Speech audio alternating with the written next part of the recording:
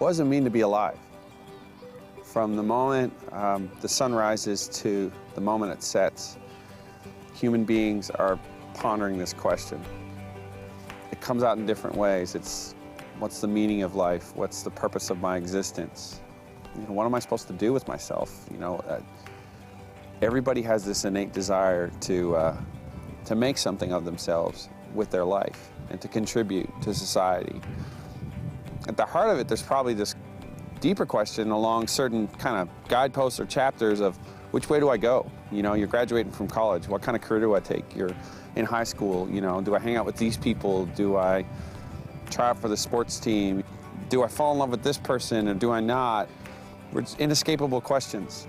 And I think at the heart of this, we're looking for an answer. It's like sometimes we're just saying, we're looking up in the sky saying, show me which way to go. That's kind of what prayer ends up looking like, and that's what worship looks like. And, you know, even if you're a Christian and you believe in God and you encounter the love of God, you never lose this idea that somehow your prayer is supposed to start with you.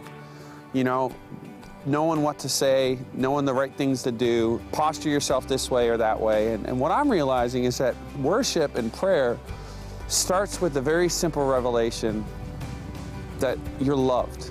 And not only that, but it's a revelation of who God is, and in that, who you are. And worship then all of a sudden becomes an experience of freedom, because it's not instigated by you. It's been instigated and initiated by God since the dawn of creation, when He spoke it all into existence. God was saying to man, I want to be in relationship with you. That's why I made you. That's the purpose I gave you, was to know me and to love me.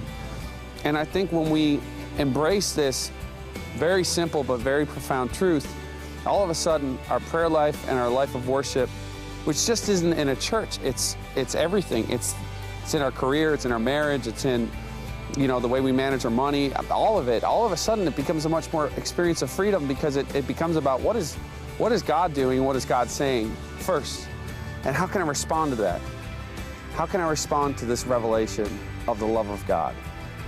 It's a revelation that shouts into your existence, that wants to pull you out of darkness in your heart. It's a revelation that has an authority that won't waver and won't falter, no matter how fickle your heart is. So I see this desire within me to answer all these basic questions, and I realize that God gave those to me, so I can't even claim those as my own.